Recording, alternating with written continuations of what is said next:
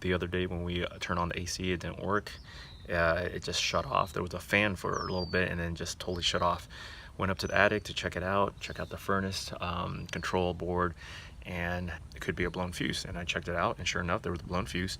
I replaced it, and then it blew out again. I was told that is probably a problem with the AC unit, and to check out the capacitor and to replace it. So I got myself a new capacitor to replace the old one. So that's what I'm going to do right now. First of all, you want to turn off the power on that, and I've just unscrewed the screws here. I'm gonna take this out like that.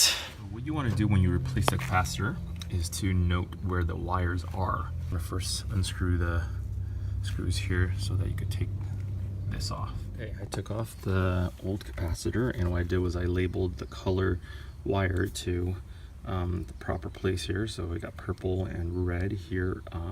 If you can see, there's a C here. It's at the C, and there's a yellow Y at, if you look carefully, there's HERM, H-E-R-M, and over here is fan, and the fan has the brown wire. So put in the new capacitor, and I'm going to put in the corresponding colors. Okay, now that the new capacitor is wired properly, I'm going to put this back and test it inside the house. What you want to do with the old one is you want to discharge it. Okay, it might still be charged, so you want to take a screwdriver that doesn't have, you know, metal on this side, and you want to run it across like that, and then like that, and there you might get a little spark, but that's just what happens.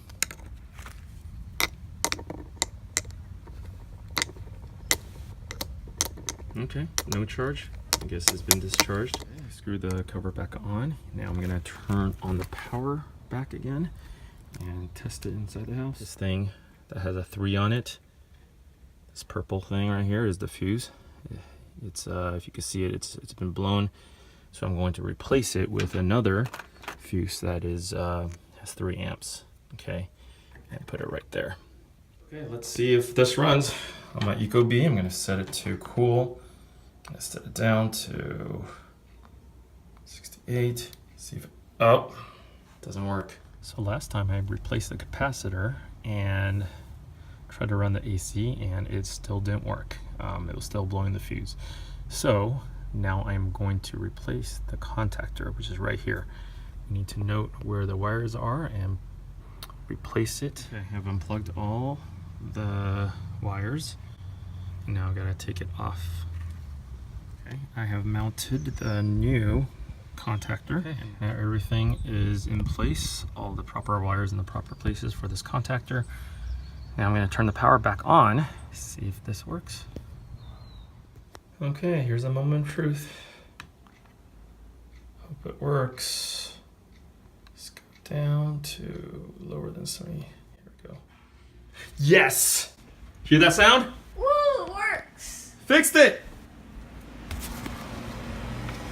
And the condenser is on. There we go. There we go. That was it. Here's the contactor. Replaced it. About 17 bucks online from Amazon. That's it, 17 bucks. It would have cost like $100 for someone to come out here just to diagnose it. And probably another 150, 200 bucks at least to fix it. AC fix.